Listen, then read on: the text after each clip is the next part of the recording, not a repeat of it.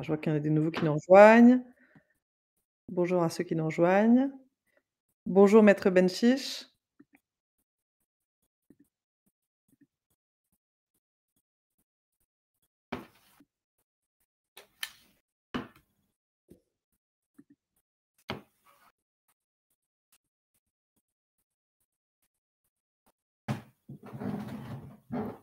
Ah, alors, bonjour, bonjour à tous. Voilà, donc pour ceux qui rejoignent en cours de route, il y a un chat sur le côté sur lequel vous pouvez écrire.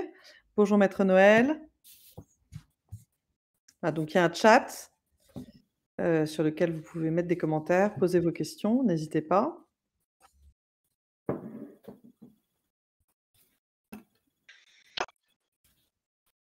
Bonjour à tous.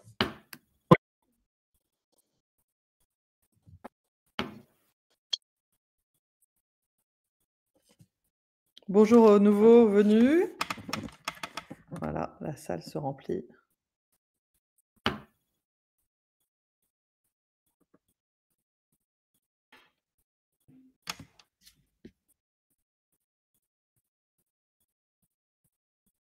On va attendre jusqu'à 13h02 pour laisser, le retardataire, le temps de nous rejoindre. Entendu. Voilà. Bonjour Eric.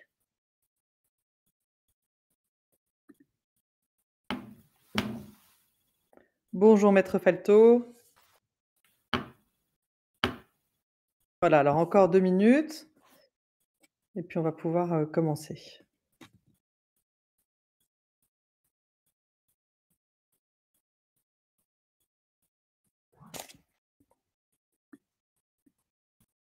Bonjour maître Bangoura, ravi que vous nous rejoigniez.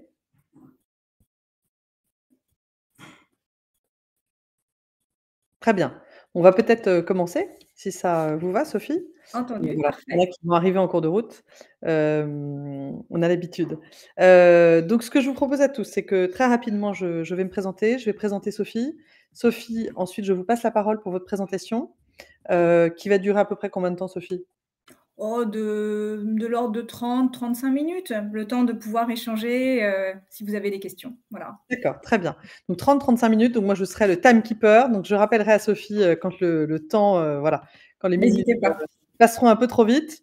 Et puis après il y aura une session de questions, donc pour bonjour à ceux qui nous ont rejoints. Nous n'avons pas encore commencé. Donc sur le côté, vous avez un chat ou des questions, vous pouvez poser vos questions. Moi, je me chargerai de les relayer auprès de Sophie, en temps réel quand ça concerne ce que Sophie est en train de dire. Mais si je sais qu'elle va en parler après ou si, ça peut être quelque chose qui est discuté à la fin, à ce moment-là, je la garderai de côté dans le garage à questions pour la suite. D'accord? Voilà. Donc moi, je suis ravie d'être avec vous. Je suis la directrice générale de Justifit depuis, 2 ans. Devenir un orateur, convaincant, c'est quelque chose, qui nous intéresse tous, quelle que soit notre profession, mais qui dans le métier d'avocat est effectivement, important et d'autant plus important que c'est pas quelque chose, je crois, que vous apprenez à l'école du barreau. Donc, c'est un voilà, comme nous échangeons avec les avocats de Justifit, nous en avons, plus de 2000, avec lesquels nous échangeons, régulièrement. Heu, voilà, acquérir, plus d'aisance à l'oral fait partie des choses qui nous ont été souvent remontées par nos avocats. Donc nous pensions que c'était une bonne idée, Sophie, de vous inviter, pour partager avec nous et avec eux, quelques petits tuyaux. Voilà. Je vois qu'il y en a des nouveaux qui nous rejoignent. Maître Lemaître n'a pas encore commencé sa présentation, je vais lui passer la parole. Donc Sophie, vous êtes avocate depuis, 20 ans. Vous avez embrassé la profession le 14 février, il y a 20 ans, donc là bientôt c'est votre anniversaire. Exactement. Vous avez, fait votre carrière dans des cabinets d'affaires parisiens, dans le droit du travail. Et vous avez fondé il y a 4 ans Advocatio, je ne sais pas si je le prononce bien, C'est parfait. voilà. Il s'agit de coaching sur la prise de parole en public, l'art de convaincre, une méthodologie que vous avez développée grâce à votre expérience, notamment, pour plaider des dossiers au prud'homme. Vous allez nous en dire plus, mais voilà, donc en échangeant avec vous, on s'est dit que vous étiez vraiment la bonne personne pour voilà, éclairer, tous nos participants. Donc je vois que sur le chat, il y a des bonjours, bonjour à tous, et il y a des nouveaux venus.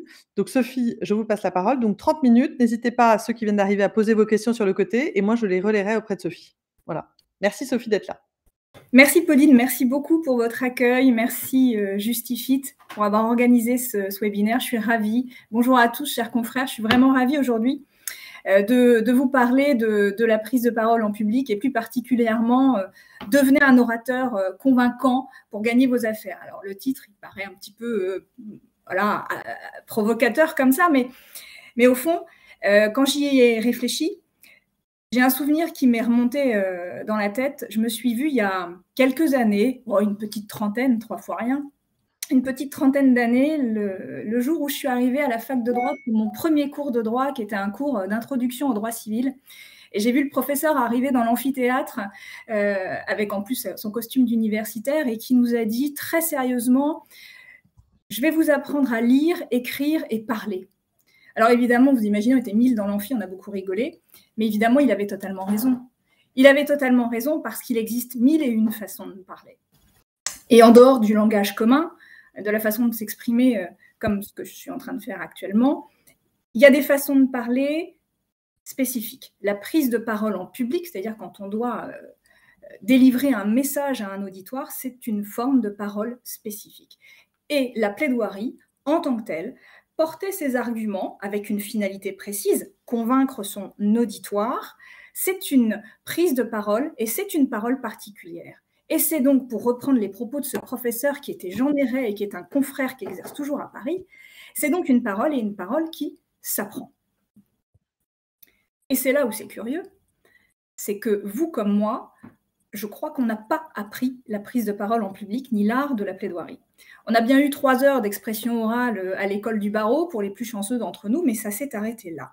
Alors que derrière la plaidoirie, la prise de parole en public, il y a une technique. Et cette technique, elle a un nom, c'est la rhétorique.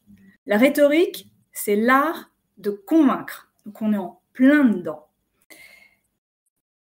Alors, c'est étonnant parce que c'est une technique que l'on n'apprend pas. Et d'ailleurs, je vous pose la question, est-ce que vous vous êtes déjà interrogé sur ce qui fait le succès d'une plaidoirie, finalement?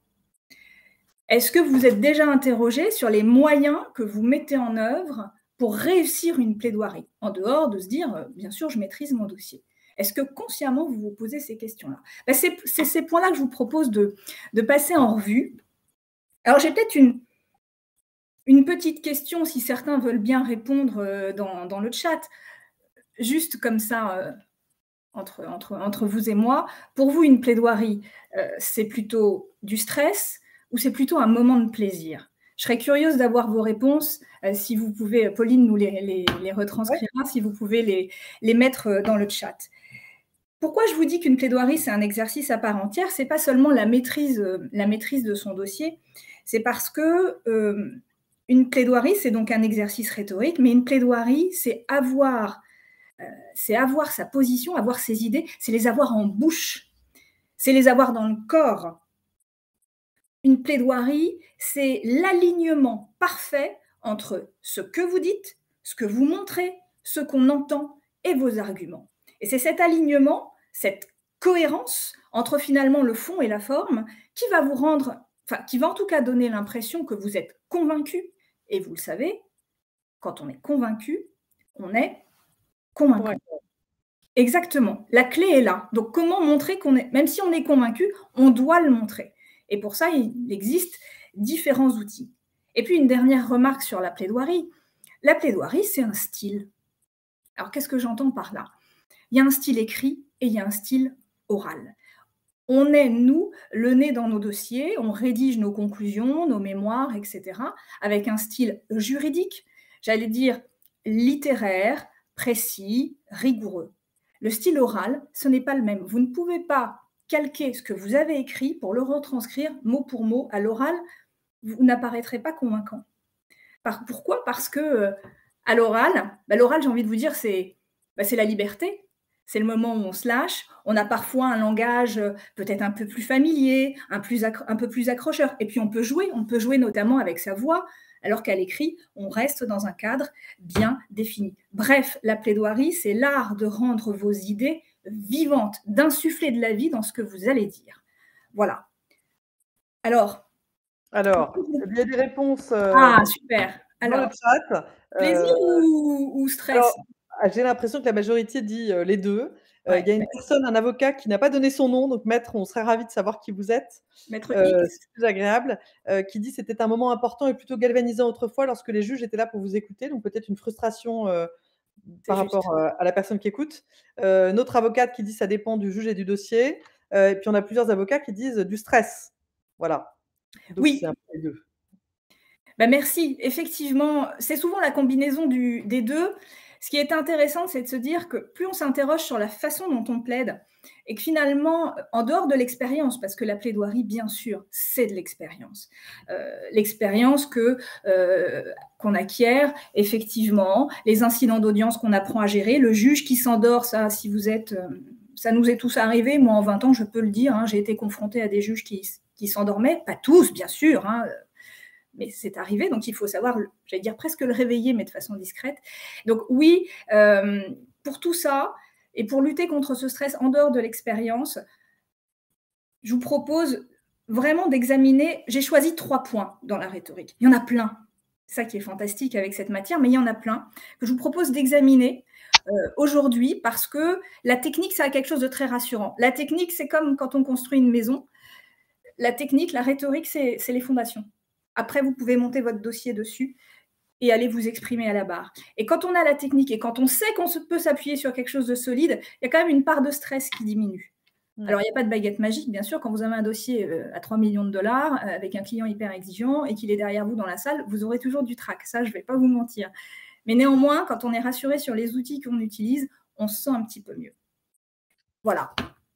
Super. Alors, On avant vous de écoute. démarrer et d'étudier ces 3 points qui vont toucher au fond et à la forme, je voudrais, vous faire travailler un tout petit peu, répondre à un petit sondage justement sur, la façon dont vous préparez vos plaidoiries. Alors normalement, il doit s'afficher quelque part sur votre écran, ce sondage. Je ne sais pas si vous l'avez. La question est: comment préparez-vous vos plaidoiries? Alors, je vous précise que j'aurais pu mettre une foultitude de réponses. Répondez simplement par rapport à ce qui constitue votre, euh, votre habitude de travail, même s'il y a des exceptions, mais en règle générale. Quand vous préparez une plaidoirie, petit 1, vous maîtrisez le dossier, donc vous le relisez quelques jours avant l'audience, et tout va très bien, vous l'avez en tête. Petit 2, vous rédigez des notes de plaidoirie. Petit 3, vous prenez vos conclusions, vous les relisez attentivement et vous surlignez les passages clés juste avant l'audience. Et petit 4, je la répète à voix haute. Voilà. Est-ce que vous auriez la gentillesse d'y répondre? Je ne sais Alors pas là, si... on est en train de donc les résultats, on est en majorité à: «Je rédige des notes de plaidoirie». Pour l'instant, on est à, 58%, 58%? 54% maintenant, 57. Ah oui, 60%, toujours sur la rédaction des notes de plaidoirie. Donc ça arrive en pole position.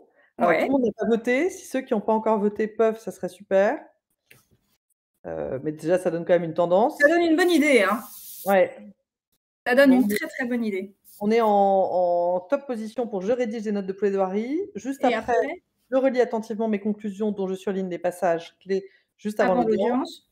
et puis, ensuite je la répète à voix haute, mais personne ne dit: «Je maîtrise le dossier que je relis quelques jours avant l'audience». OK. Écoutez, Personne ne merci beaucoup. C'est assez instructif. Évidemment, il y a pas de mauvaise réponse. Et puis, chacun aussi, ses pratiques, ses méthodes, hein, chacun fait bien ce qu'il veut. Néanmoins, rédiger des notes de plaidoirie, effectivement, ça rejoint ce qu'on disait tout à l'heure, c'est-à-dire que vous ne pouvez pas transposer à l'oral juste vos conclusions. Donc effectivement, on prépare en général. C'est ce qu'on conseille en tout cas aux collaborateurs quand ils débutent. Après, encore une fois, chacun fait selon ses goûts et ses pratiques, mais on conseille de rédiger des notes de plaidoirie distinctes, plus synthétiques. Et ce qui vient en troisième position, c'est je la répète à voix haute. Alors ça, j'aimerais qu'on s'y attarde. Comme je vous l'ai dit, aujourd'hui, on va examiner 3 points qui touchent au fond comme à la forme. Et alors, ça va vous paraître peut-être comme, comme des évidences. Mais souvent, les évidences, par principe, on les a sous le nez, mais on n'en fait rien. Alors, dans ces 3 points qui pourraient vous sembler évidents, la première des choses pour être convaincant, c'est convaincre avec la voix, justement. Convaincre avec la voix. Pourquoi c'est important de penser à sa voix? Là, on est totalement dans la forme. On n'est pas encore effectivement dans le fond de ce que vous allez dire. La voix, c'est votre instrument. Ça veut dire que sans votre voix, si je mets mute et que vous avez une extinction de voix, vous pourrez avoir le meilleur dossier possible, le meilleur argument possible, il ne se passera rien. C'est par ce canal que vont passer toutes vos idées. C'est donc un levier extrêmement puissant pour capter l'attention. Et d'ailleurs, on en a tous fait l'expérience. Tous.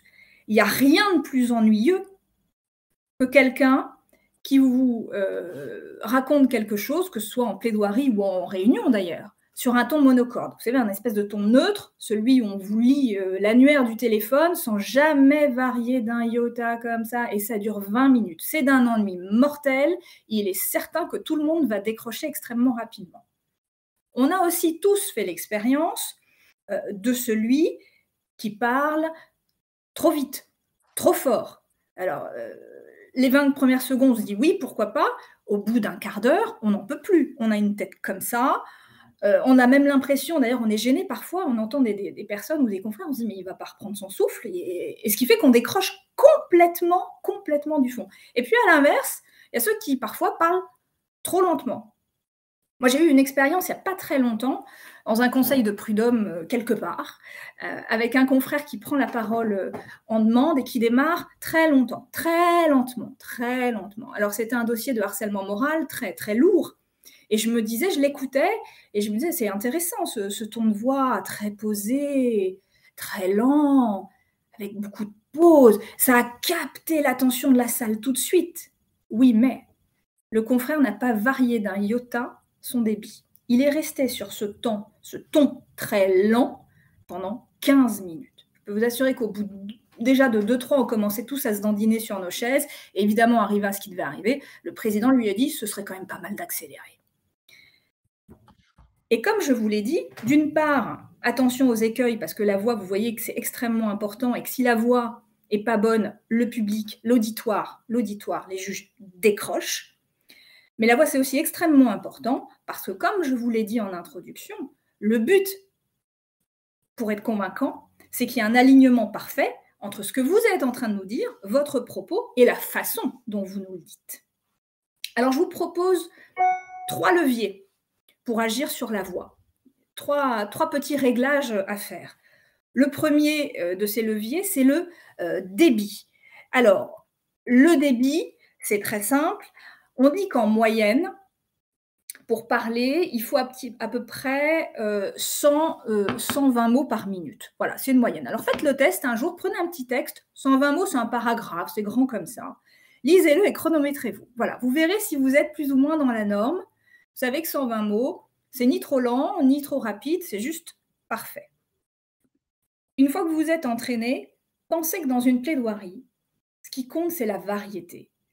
Pour donner de la vie, tout simplement, et pour garder l'attention de l'auditoire avec vous. Ça veut dire quoi? Ça veut dire qu'il y a des moments, il va falloir accélérer le débit. N'hésitez pas par moment à prendre le TGV. Je repense moi à une audience où j'ai, encore une fois, une expérience, mais n'hésitez pas d'ailleurs à nous faire part de vos expériences dans le chat. Il n'y a pas très longtemps, j'étais encore en défense, ça c'est quand on est au prud'homme avocat d'employeur, et j'avais une consoeur qui plaidait en demande remarquablement bien. Je vous assure, je restais à l'écouter, j'avais presque pas envie de plaider derrière. Et à un moment, pour prouver à quel point l'employeur avait maltraité sa cliente, elle a accéléré le ton pour faire une énumération. Donc c'était un mail d'insulte, pièce 32, l'isolement de la salariée, pièce 54, absence de bonjour, pièce 55, etc., etc., etc. Et ce débit accéléré, ça donnait l'impression d'une accumulation, et donc d'une accumulation de preuves. Donc ça, une impression d'abondance dans l'argument et dans la preuve qui était très favorable pour elle et pour son argumentation. Et à l'inverse, par moment, ralentissez. Ralentir le débit quand l'heure est grave. Le ton de la confidence quand vous avez un argument clé. Et puis par moment, sachez aussi, et vous le savez, faire des pauses. Pourquoi faire des pauses? Parce que par moment, en dehors de reprendre son souffle, On a besoin de laisser aux gens digérer ce qu'on vient de leur dire. Et puis surtout, quand on marque un temps de silence, ça rend le moment un peu plus solennel. Ça renforce l'impact de ce que vous venez de dire. Souvenez-vous, c'est Socrate, oui, je crois, qui disait « savoir parler, c'est savoir se taire ». Donc, cultivez ces moments de silence dans vos plaidoiries. Le deuxième élément sur lequel on peut jouer, on l'a déjà un petit peu vu, c'est comme le débit, c'est le volume. Parfois, je parle très fort quand je suis très énervée, parce qu'on a le droit d'être en colère dans une plaidoirie. Et puis par moment, je vous l'ai dit, le ton de la confidence. En même temps qu'on baisse le son, on ralentit, on peut baisser le son. Quand on a des choses parfois, alors ça peut être des choses importantes. Souvenez-vous, Robert Badinter, quand il est à l'Assemblée nationale pour les débats sur la peine de mort, dans son fabuleux discours, à un moment, quand il parle de la honte de l'État français, qui est encore un des rares États dans lequel la peine de mort sévit, il dit « et je baisse la voix pour le dire ». Et en plus, il accompagne. Mais ce qui est important, retenez, c'est vraiment les variations. Et puis la dernière chose, ce sont les intentions. Pas une voix monocorde, on l'a dit tout à l'heure. Vous n'êtes pas là pour réciter l'annuaire, vous n'êtes pas là pour débiter vos conclusions et débiter vos arguments. Il faut mettre de la vie dans votre plaidoirie. Plaider, c'est raconter une histoire, quelle qu'elle soit, quelle que soit la matière dans laquelle vous exercez, que ce soit du droit de la construction, évidemment du droit de la famille, des baux commerciaux, des droits du travail. Derrière tout ça, il y a des hommes, il y a de la vie, il y a de l'humain. Donc vos plaidoiries, elles doivent vivre, même si on est sur une demande d'expertise, parce qu'au bout du compte, il y a un vrai problème et il y a quelqu'un qui subit un préjudice, la plupart du temps, et même si c'est une personne morale. Et si vous ne mettez pas d'intonation dans la voix, c'est un encéphalogramme plat, il ne se passe rien, et vous êtes moins convaincant. Alors, ça veut dire quoi? Mettre des intentions, et c'est sans doute ce qu'il y a de plus important, ça veut dire qu'il faut laisser entrer les émotions quand on parle. Et des émotions dans les salles d'audience, et dans nos plaidoiries, il y en a. On n'a pas besoin d'être... Évidemment, on pense aux cours d'assises, aux droits de la famille, où là, il y a de l'affect, il y a de l'émotion, il peut y avoir du chagrin, de la tristesse, mais dans des plaidoiries au tribunal de commerce, moi, au conseil de prud'homme comme vous, des émotions, on en a plein. On peut avoir de la suspicion, on peut avoir de la colère, on peut être enthousiaste parfois sur une carrière brillante d'un salarié, on peut parler, on peut être curieux, on peut être interrogatif, avoir un ton énervé, etc., etc. Et ça, mettez-le en musique dans votre voix. Prenez les juges à partie avec vous et embarquez-les en jouant avec les émotions. Et ces trois leviers, donc, que sont le volume, le débit et les intonations, faites-les bien varier au cours de la plaidoirie. Encore une fois, il ne doit pas y avoir un seul rythme. Et pour cela, il y a 3 règles. La première d'entre elles, c'est de répéter à voix haute. Et ça, c'était l'objet du sondage. Je vois que c'est arrivé en 3e position. Répétez, entraînez-vous. C'est très curieux qu'on ne s'entraîne pas à répéter nos plaidoiries à voix haute. Vous prenez un sportif. Est-ce que vous imaginez nos skieurs à Pékin aller disputer aller disputer les Jeux Olympiques sans s'être entraîné juste avant? Est-ce que vous imaginez un musicien sur scène qui n'a pas répété avant d'entrer sur scène? Nous, c'est pareil. La plaidoirie, c'est un exercice technique à part entière. Et il est compliqué d'arriver dans une salle d'audience sans l'avoir répété. Bien sûr, on a des notes, mais les notes, on doit s'entraîner et les répéter à l'oral. Voilà. Ça prend du temps, mais je vous assure que c'est un gage de progrès et ça nous aide à faire à ce que la plaidoirie devienne vôtre, encore une fois, qui est cet alignement dont je parlais tout à l'heure. La deuxième chose, c'est d'avoir des notes spécifiques. On l'a dit, vous êtes une grande majorité à rédiger des notes de plaidoirie. Et n'hésitez pas sur ces notes qui doivent être extrêmement synthétiques à mettre des codes couleurs pour vous aider dans un premier temps. Un code couleur pour dire, tiens, là, je vais peut-être accélérer, tiens, là, je vais peut-être faire une pause, etc., etc. Et puis, le 3e conseil pour que la voix porte et qu'elle soit entendue et écoutée, c'est de regarder vos juges, évidemment. Regardez-les pour être en connexion et parce que la voix se dirige toujours là où va le regard. Voilà. Alors, je vous propose, juste avant de passer au sujet suivant, un petit exercice. Je ne sais pas s'il y a un volontaire parmi vous. J'ai pris une des plus belles plaidoiries de l'histoire. un extrait de la plaidoirie de Gisèle Halimi dans le procès de Bobigny de novembre 72. Et si quelqu'un est volontaire pour nous lire ces 2 paragraphes en y mettant un ton complètement décalé. Je vous propose que le premier paragraphe, vous le lisiez avec un ton extrêmement neutre, aucune émotion, rien, et le deuxième paragraphe avec un ton craintif. Est-ce qu'il y a des volontaires ou pas? Alors, quel avocat va se dévouer? Sinon, je vais être obligée de Sinon, c'est Pauline. le faire. Alors, est-ce que l'un d'entre vous est prêt à jouer le jeu? Alors, je suis désolée pour ce texte qui est absolument magnifique, mais l'idée est vraiment de mettre en exergue ce qu'il peut y avoir de dommageable quand il y a un décalage entre votre voix et le fond, évidemment, de votre propos. Aucun de vous ne veut tenter? Ah, c'est vrai que c'est toujours intimidant, Oui, parce et qu'on puis ne oui. voit même pas. Ça serait plus facile si on était dans une pièce et c'est aussi l'occasion, d'avoir après le feedback, de Sophie. Bon, alors, il y a quelqu'un qui Ah, pousse. merci. Si, mais le problème, c'est la technique informatique. Alors normalement, Malika, qui est aussi là, devrait pouvoir vous s'y mettre, si vous êtes partante. Je crois que vous êtes maître, André de Miret. On vous donne accès. Est-ce que vous êtes partante?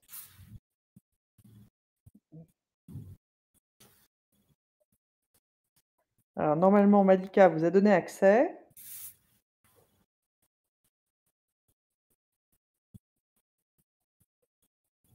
Est-ce que, Sophie, vous pouvez redonner la consigne de l'exercice? Alors, la consigne, il y a 2 paragraphes. Le premier, vous le lisez sur un ton tout à fait neutre, le plus insipide possible, le plus neutre, comme si c'était une recette de cuisine. Et le deuxième sur un ton, j'avais dit quoi? Sur un ton, je crois que j'avais dit timide? Timide ou craintif? Timide. Ah, timide. Timide. Donc neutre et timide. Un ton timide, c'est un exercice, audacieux. Ah mais c'est le but. D'accord. Alors, est-ce que Malika, tu as pu débloquer l'accès? Ou alors, ah, vous avez normalement accès. Il vous suffit d'accepter l'accès au micro.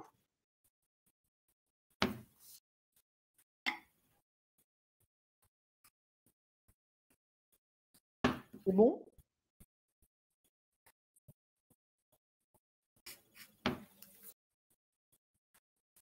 Alors, est-ce que vous êtes avec nous, maître? J'ai débloqué l'accès, mais vous ne m'entendez pas. Non. Est-ce que vous avez mis le volume, sur votre, ordinateur?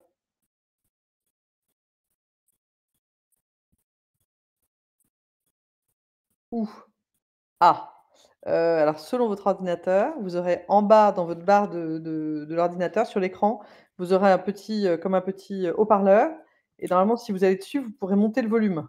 Enfin, j'imagine, je ne suis pas forcément, plus compétente en ah! Je crois que nous vous entendons. Non? C'était vous, Sophie? Non.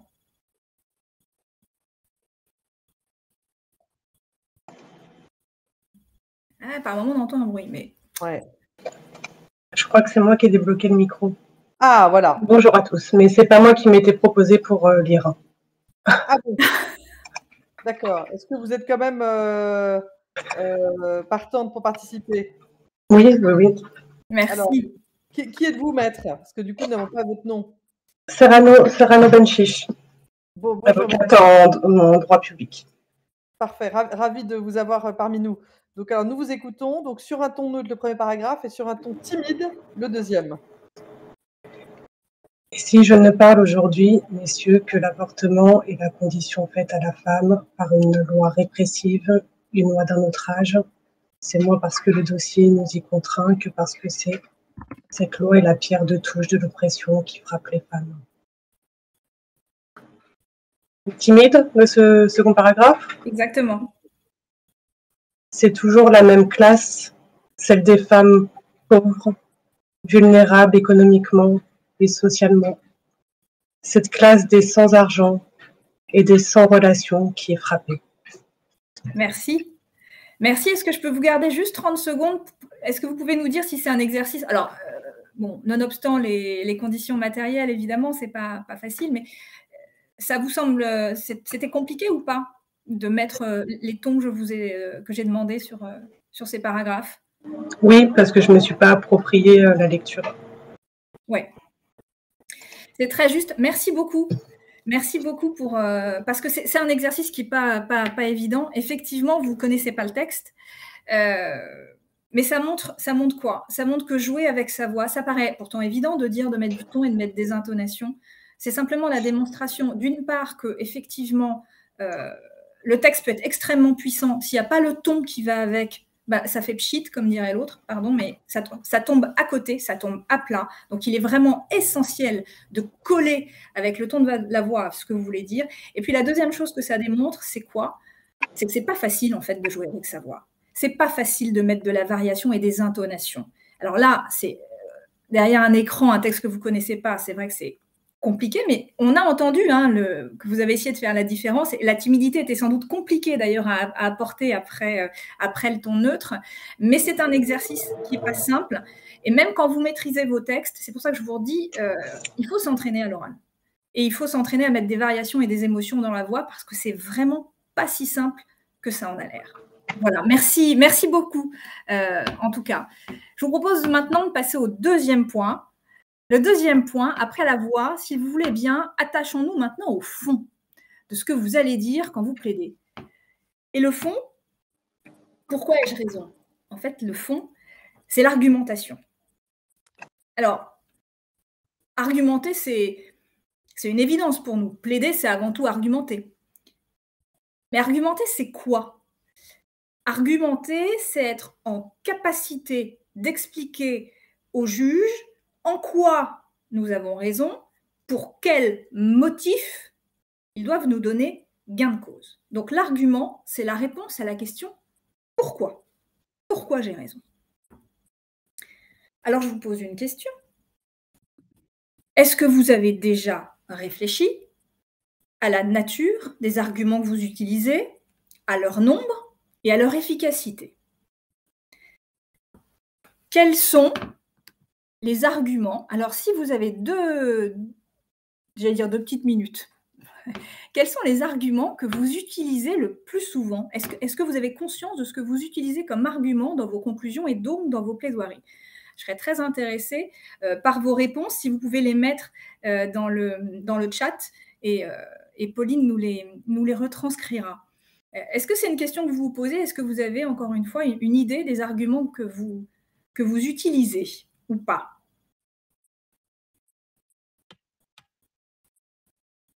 Ce que vous voulez dire, Sophie, est-ce que c'est de façon consciente ou est-ce que c'est de façon inconsciente? C'est ça votre question? Exactement. Est-ce que, alors, la plupart du temps, les avocats répondent, quels arguments j'utilise? Juridiques. Voilà. D'accord. Est-ce que vous utilisez cela?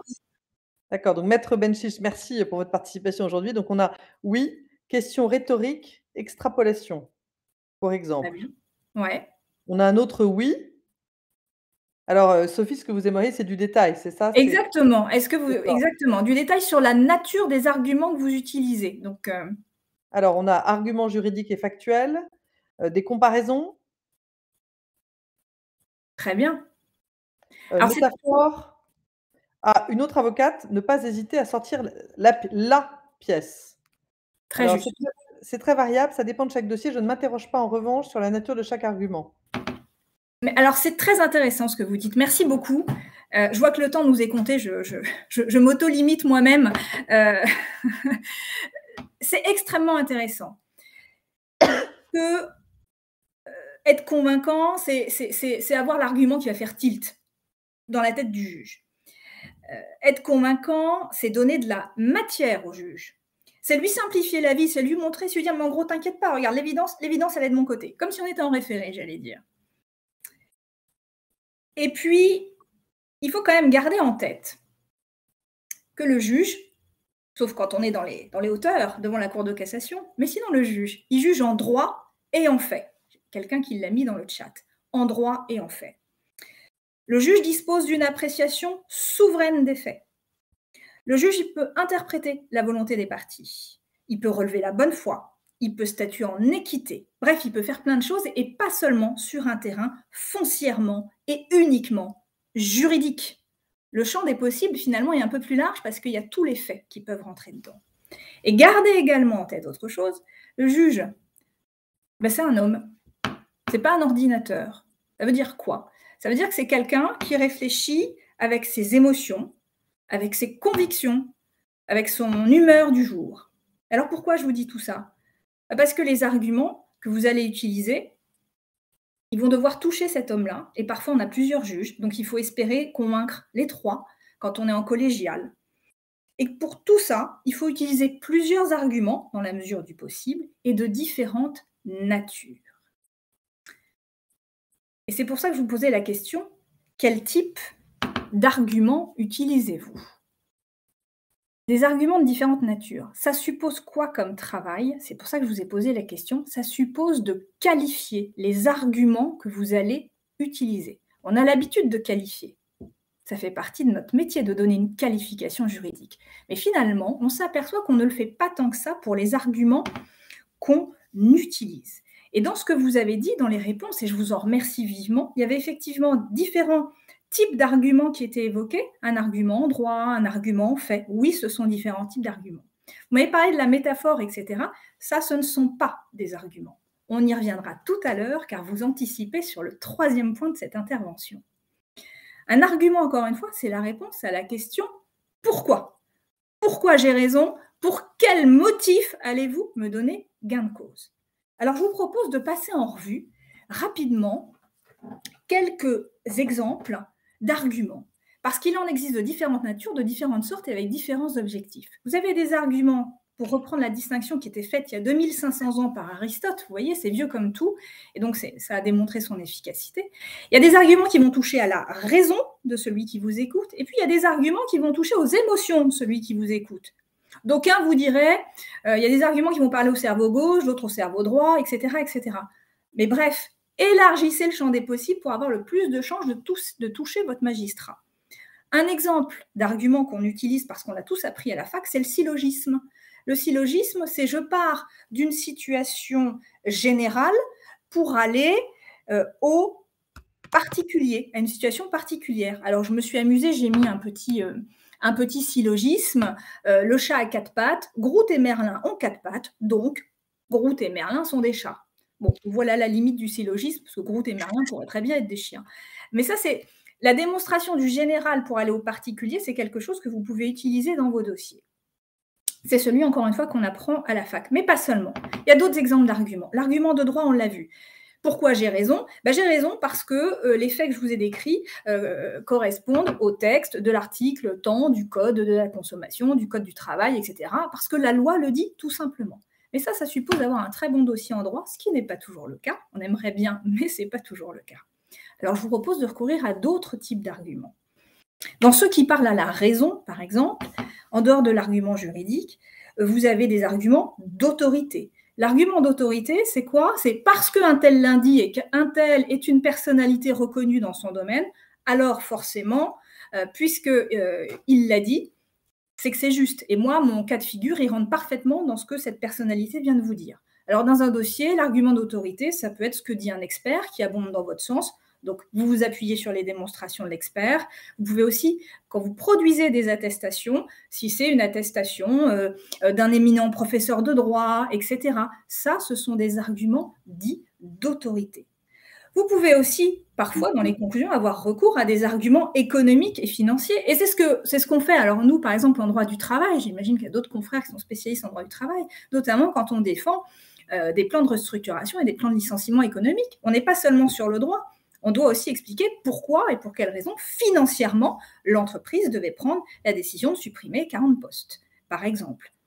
Vous pouvez prendre des arguments qu'on appelle des arguments par le précédent, par l'usage, et on sait ce que c'est en droit à l'usage. Parce que ça s'est déjà produit, ça s'est reproduit, et c'est normal, c'est une situation tout à fait normale. Il y a aussi d'autres arguments, on peut raisonner par l'absurde aussi parfois dans un dossier pour pousser la démonstration du confrère le plus loin possible pour démontrer encore une fois, qu'elle est absurde.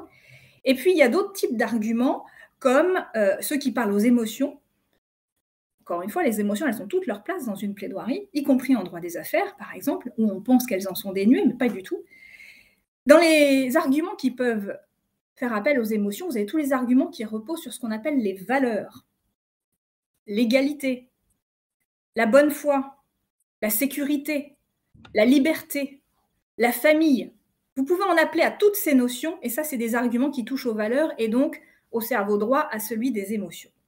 Donc, les arguments, il y en a pléthore, je ne vais pas tous les lister. L'idée, c'était de vous montrer qu'il y en a plusieurs, il y en a plein, et que quand vous préparez un dossier sur un point de droit, amusez-vous à trouver 2, peut-être même 3 arguments, et essayez de trouver des arguments de nature différente et de les qualifier à chaque fois pour voir que vous allez balayer toute la sphère raison et émotion, et plus vous le ferez, plus vous aurez de chances de convaincre. Moi, je vous donne un petit exemple. Je me souviens de dossiers où des ingénieurs commerciaux demandaient le paiement d'un bonus annuel en plus de leur prime mensuelle. Et pour le faire, ils nous disaient, bah, c'est simple, voilà, il y a un plan de rémunération, vous me devez une prime annuelle, en plus de ce que vous m'avez déjà payé. Et l'employeur disait, mais pas du tout. Et l'employeur, pour ça, il avait 4 arguments. Le premier argument était l'argument de droit, en disant, je suis désolé, il y a un plan de rémunération applicable dans l'entreprise, c'est donc ce qui fait le droit entre nous, et voilà ce que dit le plan de rémunération, etc. etc. Ça, c'était le premier argument. Le deuxième argument, c'était un argument financier, en disant, mais monsieur, financièrement, si je paie une prime annuelle à mes 200 commerciaux qui touchent déjà une prime mensuelle, je mets la clé sous la porte. Et puis, il y avait un argument d'usage, en disant, mais monsieur, on a toujours appliqué le plan de rémunération de la même façon, on ne va pas le changer aujourd'hui pour vous. Et puis, il y avait un argument d'autorité, parce qu'on avait fait attester une personne qui s'occupait de toute la gestion de la paie dans l'entreprise, qui expliquait le mécanisme de paiement des primes. 4 arguments différents. Au milieu de ça, il fait quoi, le juge? Quel que soit le côté par lequel il se tourne, vous avez un argument, vous avez répondu, vous avez paré à tout. Donc, logiquement, il vous suit. Donc, concrètement, en résumé, il faut s'attacher à faire un travail de qualification de vos arguments, de combiner différents arguments entre eux, et puis surtout, quand vous êtes à la barre, de les présenter comme vraiment en tant que tels, comme des arguments différents. Mon premier argument, la logique, Monsieur le Président. Et puis, deuxièmement, financièrement, etc., etc. Voilà. Et le dernier point que je voulais aborder avec vous, et vous avez commencé à l'aborder dans le chat, et là je me suis trompée de bouton, c'est les aléas de la technique, c'est parler avec style. Pourquoi parler avec style? C'est un petit clin d'œil, le style, aux figures de style. C'est des procédés rhétoriques, des espèces d'ornementation de votre plaidoirie, du discours, pour lui donner du relief, pour accrocher encore un peu plus l'attention, c'est-à-dire pour le rendre plus expressif. Grâce à ces figures de style, vous allez jouer. Vous allez jouer avec les mots, vous allez jouer avec les sonorités et vous allez jouer avec les idées. Alors, des figures de style, il y en a plus de 200. Vous en avez passé en revue quelques-unes tout à l'heure dans le chat. Peut-être que vous en utilisez sans vous en rendre compte. Ben moi, je vous demande la prochaine fois peut-être d'en utiliser une ou deux, mais en conscience, de le faire exprès. Alors, juste avant d'évoquer les 3 figures de style, j'allais dire les plus connues, en tout cas moi, mes préférées. Après, vous choisirez les vôtres. Une autre chose pour être extrêmement convaincant, 20 secondes. C'est les 20 premières secondes de votre intervention. On dit qu'on capte l'attention les 20 premières secondes, que tout se joue dans une allocution au moment des 20 premières secondes et qu'après, en gros, c'est fini. Bon, c'est un peu hâtif comme jugement, mais c'est vrai. Pensez à la façon dont vous démarrez vos plaidoiries. Bien sûr, on remercie parce qu'on nous a donné la parole et qu'on est poli. Mais après, très vite, il faut enchaîner. Et il faut enchaîner sur une accroche qui va vous démarquer. Donc, pas pendant 20 secondes, un petit conseil. Si on peut éviter le bonjour, merci, je suis là pour représenter les intérêts de... On le sait déjà. Et très vite, on va décrocher. En revanche, bonjour, merci. Vous marquez une pause. Et l'autre jour, j'ai entendu un confrère qui disait « J'aimerais pas être à votre place ». Voilà, il a commencé comme ça, sa plaidoirie. Ben, je peux vous assurer qu'un confrère qui a commencé sa plaidoirie comme ça au Conseil des prud'hommes, d'un seul coup, il y a tous les yeux qui se sont relevés et on l'a regardé. Et il avait capté l'attention de tout le monde. Voilà, donc une accroche pour commencer vos plaidoiries. Ça, c'est la première chose. Et puis, une fois que vous êtes lancé, les figures de style.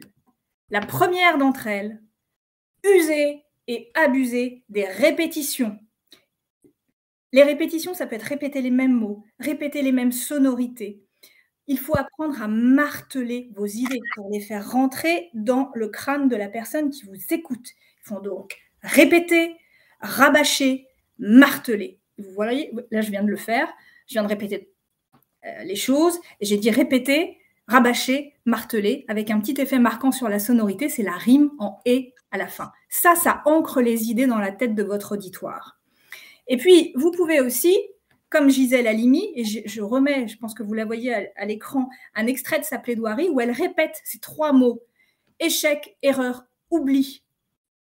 Voulez-vous contraindre les femmes à donner la vie par échec, par erreur, par oubli? Est-ce que le progrès de la science n'est pas précisément de barrer la route à l'échec, de faire échec à l'échec, de réparer l'oubli, de réparer l'erreur?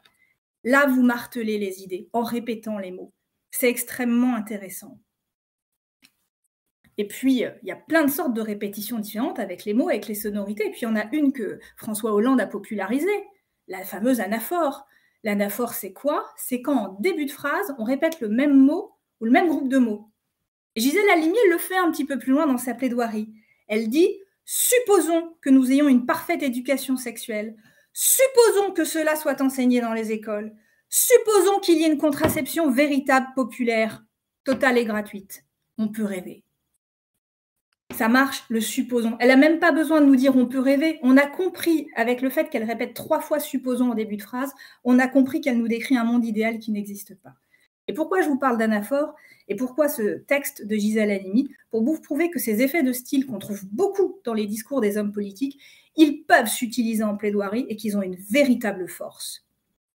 Et puis, 2 dernières figures de style avant de terminer, vous en avez parlé dans le chat et vous avez raison, elles sont redoutablement efficaces. La première, c'est la question rhétorique. Vous savez, c'est une question dont la réponse est évidente. Elle est tellement évidente qu'elle met tout le monde d'accord et qu'elle n'appelle aucune réponse.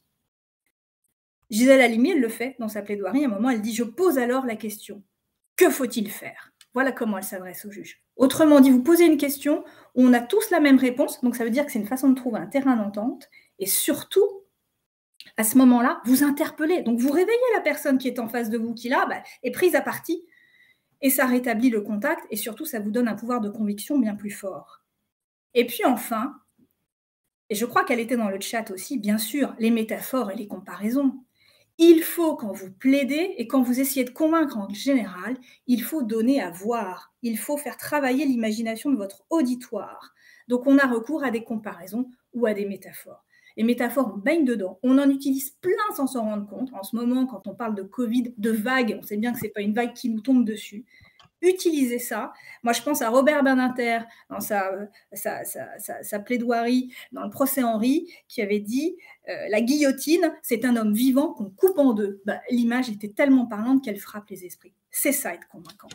Voilà. Alors, je terminerai en vous disant que la meilleure, j'ai été plus vite que les slides, ou plutôt j'ai oublié les slides, mais voilà, les meilleures improvisations étaient celles qui étaient préparées à l'avance. C'est pas moi qui le dis, c'est Winston Churchill, c'est-à-dire pour avoir l'air très convaincant, très naturel, très spontané, il faut un énorme travail en amont. Et c'est ce que j'ai essayé de vous présenter aujourd'hui. Alors, je vous remercie pour votre attention et puis je reste à votre disposition si, bien sûr, vous avez des questions. Bon, merci Sophie, c'était passionnant parce que tout ce que vous dites sur l'art de convaincre, c'est valable quel que soit le métier. Exactement. À partir du moment où on n'est pas un chercheur et qu'on échange avec des gens, c'est très utile effectivement de se préparer. Alors, on a des commentaires. Merci beaucoup, consoeur, de la part de Maître Ita. Merci, très pertinent, de la part de Maître Awimer. Merci de la part de Maître Fleck. Non, c'était top. Alors, évidemment, Claire, vous coachez les avocats, donc tous les avocats qui sont là sont évidemment invités, si ça les intéresse, de poursuivre à contacter Sophie. Voilà. Alors, je vois qu'il y a d'autres merci. Est-ce qu'il y a des questions?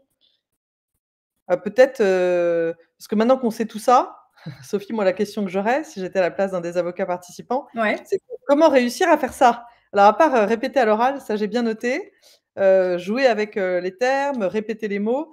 Alors, auriez-vous des ouvrages à nous conseiller, par exemple?